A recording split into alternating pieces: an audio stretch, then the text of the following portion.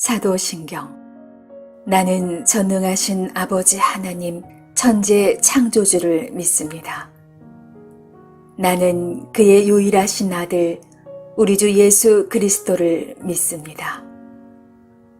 그는 성령으로 잉태되어 동정녀 마리아에게서 나시고 본디오 빌라도에게 고난을 받아 십자가에 못 박혀 죽으시고 장사한 지 사흘 만에 죽은 자 가운데서 다시 살아나셨으며 하늘에 오르시어 전능하신 아버지 하나님 우편에 앉아 계시다가 거기로부터 살아있는 자와 죽은 자를 심판하러 오십니다. 나는 성령을 믿으며 거룩한 공교회와 성도의 교제와 죄를 용서받는 것과 몸의 부활과 영생을 믿습니다. 아멘.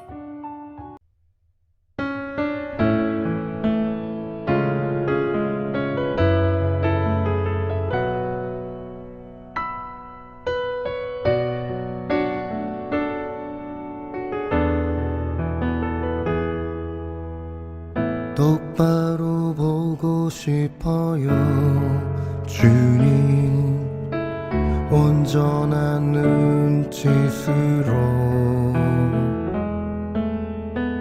똑바로 보고 싶어요 주님 곁눈질하기 싫어요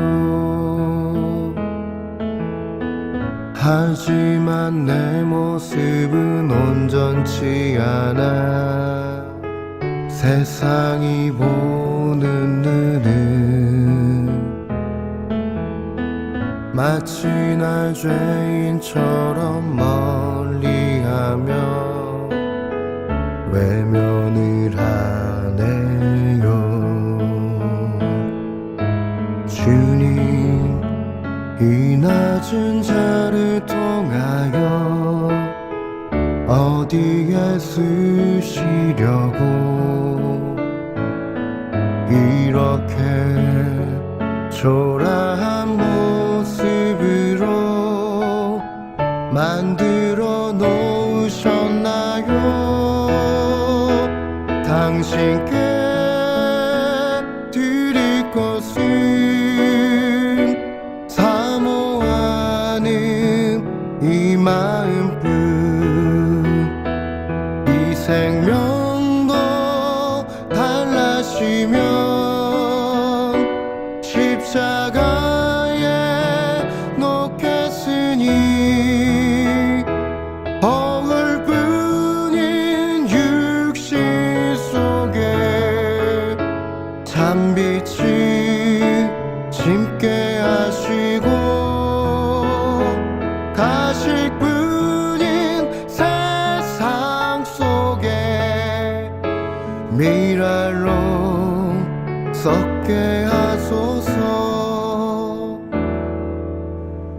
똑바로 걷고 싶어요 주님 온전한 몸짓으로 똑바로 걷고 싶어요 주님 기우뚱하기 싫어요 하지만 내 모습은 온전치 않아 세상이 보는 눈은 마치 날 죄인처럼 멀리하며 외면을 하네요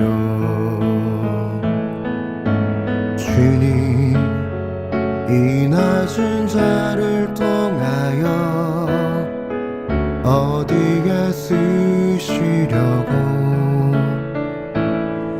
이렇게 초라한 모습으로 만들어 놓으셨나요? 당신께 드릴 것은 사모하는 이 마음뿐 이 생명도 달라시면 십자가에 놓겠으니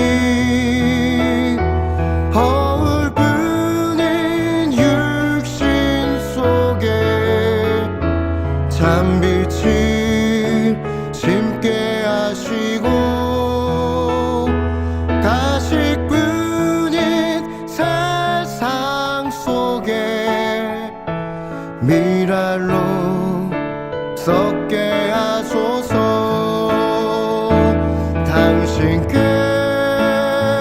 드릴 것은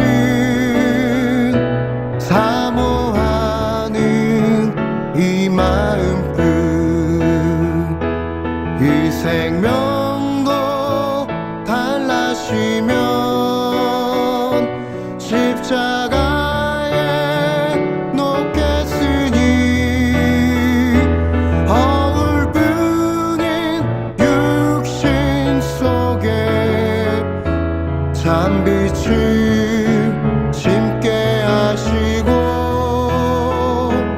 가식뿐인 세상 속에 미랄로 썩게 하소서. 미랄로 썩게 하소서.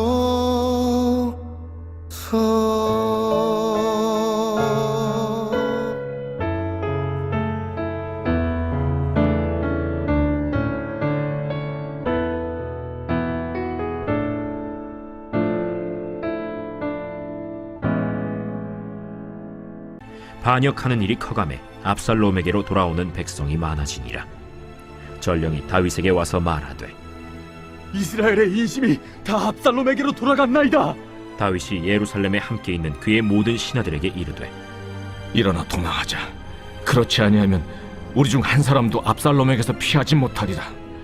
빨리 가자. 두렵건대 그가 우리를 급히 따라와 우리를 해하고 칼날로 성읍을 칠까 하노라. 우리 주 왕께서 하고자 하시는 대로 우리가 행하리이다. 보소서, 당신의 종들이니이다. 왕이 나갈 때 그의 가족을 다 따르게 하고 후궁 10명을 왕이 남겨두어 왕궁을 지키게 하니라. 왕이 나감에 모든 백성이 다 따라서 벳메르하게 이르러 멈추어 서니 그의 모든 신하들이 그의 곁으로 지나가고 모든 그렛 사람과 모든 블렛 사람과 및 왕을 따라 가드에서 온 모든 가드 사람 600명이 왕 앞으로 행진하니라. 그때 왕이 가드 사람 이때에게 이르되 어찌하여 너도 우리와 함께 가느냐? 너는 쫓겨난 나그네이니 돌아가서 왕과 함께 내 곳에 있으라. 너는 어제 왔고 나는 정처 없이 가니 오늘 어찌 너를 우리와 함께 떠돌아다니게 하리요? 너도 돌아가고 내 동포들도 데려가라. 은혜와 진리가 너와 함께 있기를 원하노라. 이때가 왕께 대답하여 이르되 여호와의 살아계심과 내 주 왕의 살아계심으로 맹세하옵나니 진실로 내 주 왕께서 어느 곳에 계시든지 사나 죽으나 종도 그곳에 있겠나이다. 앞서 건너가라. 하매 가드 사람 이때와 그의 수행자들과 그와 함께한 아이들이 다 건너가고 온 땅 사람이 큰 소리로 울며 모든 백성이 앞서 건너가매 왕도 기드론 시내를 건너가니 건너간 모든 백성이 광야 길로 향하니라.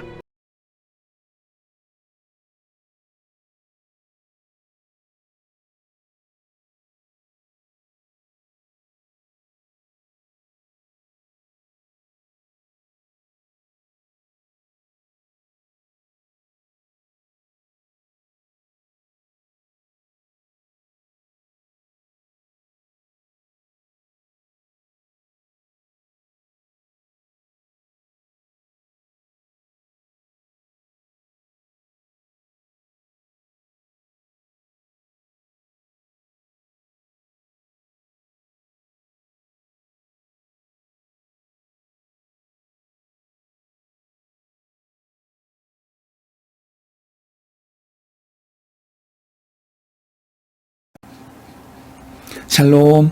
오늘 하루도 우리의 삶에 하나님의 은혜와 또 사랑이 넘칠 수 있기를 원합니다. 오늘 말씀에 이 반역을 일으킨 이 압살롬의 계획이 성공적으로 이루어져서 그 세력이 급속히 커져가자 이 아들의 반란에 충격을 받고 예루살렘을 떠나서 도망하는 이 다윗의 비참한 모습과 그 과정에서 그러나 가드 사람 이때라는 인물이 다윗을 충성스럽게 섬기는 장면을 확인할 수 있습니다. 다윗의 일송이 비록 파란만장한 일들로 가득 차 있지만 오늘 아들의 반역으로 인해 칼을 피해서 이리저리 쫓겨다니면서 굴욕을 당하는 지금의 이 시절보다 더 비참한 때도 그의 인생에 없었을 것으로 보입니다. 바로 이때의 다윗은 시편 3편 1절 이하의 시로 자신의 신세를 한탄을 했습니다. 여호와여 나의 대적이 어찌 그리 많습니까? 일어나 나를 치는 자가 많습니다. 많은 사람이 나를 대적하여 말하기를 그는 하나님께 구원을 받지 못할 것이다 라고 하나이다 라고 그 스스로의 이런 상황을 비통해하고 있습니다. 정말 다윗의 심정이 고스란히 드러나는 고백이 아닐 수 없습니다. 충심으로 충성했던 사울 왕도 자신을 죽이고자 하여 도망 다녀야만 했고 오늘 자기가 낳은 아들까지도 아버지를 향해 칼을 겨누어 도망하게 되니 그 심정이 어땠을까요? 그러나 다윗은 이어지는 시편 3편 3절로 8절에서 비록 자신이 왕이 되었지만 또다시 이리저리 도망 다녀야 하는 신세가 되고 말았지만 그럼에도 의지할 대상은 오직 여호와 하나님 한 분밖에 없음을 고백하는 신앙의 회복을 보여줍니다.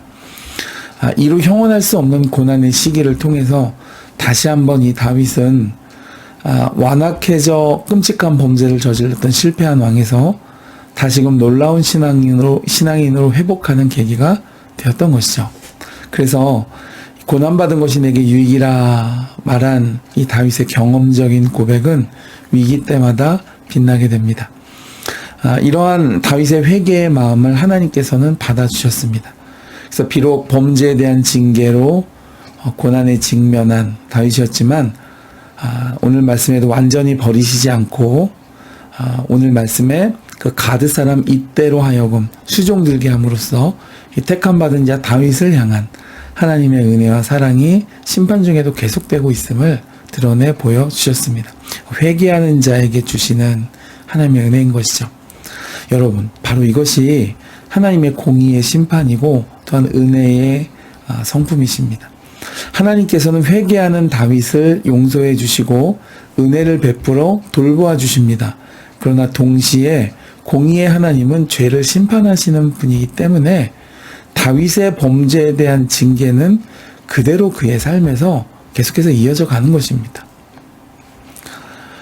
다윗 왕도 오늘 말씀의 그것을 알고 있었습니다. 14절에 압살롬이 반역을 일으켰다는 소식을 전해 듣자 일어나 도망하자, 빨리 가자라고 재촉을 합니다. 그런데 여러분, 아무리 반란이 일어났다고 해도 이 다윗성은 정복하기 어려운 견고한 요새였습니다. 그리고 비록 나이가 들었다고는 하지만 다윗은 전장에서 잔뼈가 굵은 용사로서 또 그에게는 군대 장관 요압 장군을 비롯해서 많은 충성스러운 부하들이 아직도 함께 있었습니다. 그럼에도 불구하고 왜 반란군을 진압하기보다는 급히 도망가고자 했을까요? 그것은 여러 이유가 있었을 것입니다. 아마 백성들을 위한 마음도 있었을 것이고 아들과 전쟁을 벌일 수 없는 아버지의 마음도 있었을 것입니다. 그러나 다윗에게는 능력이 부족해서라기보다는 하나님을 향한 신앙적 이유가 가장 크고 중요했던 것으로 보입니다. 그것은 이 압살롬의 반란은 일찍이 자신이 바세바와 우리아에 대해 행했던 범죄에 대한 하나님의 심판의 결과임을 그가 알았고 또 깨달았기 때문이었습니다. 그러니까 실제로 이 나단 선지자는 이 죄에 대한 심판의 결과로 그가 선언할 때에 하나님의 그 말씀을 대언할 때 칼이 내 집에 영영이 떠나지 아니하리라 라고 그가 선포했었습니다. 따라서 다윗은 자신의 범죄에 대해서 징계하시는 하나님의 손길에 대해서 고난을 감당하는 것으로 따를 수밖에 없다는 사실을 그가 깨닫고 알고 있었던 것입니다. 그리고 묵묵히 하나님의 징계를 감당할 수밖에 없었던 것이고 또 그렇게 하고자 했던 것이죠. 여러분, 하나님의 백성은 이처럼 오늘 하루 나의 삶이 결코 내 생각과 내 개인의 혼자의 삶이 아니라는 사실을 다윗을 통해 깨달으실 수 있는 복된 성도 될 수 있기를 주님의 이름으로 축복해 드립니다. 오늘 나의 죄는 반드시 그 결과를 남깁니다. 반대로 오늘 나의 순종은 반드시 선한 결과를 가져옵니다. 그러므로 여러분 오늘 하루도 이 아침에 말씀 붙들고 승리하면서 순종하는 복된 성도 될 수 있기를 주님의 이름으로 축복해 드립니다.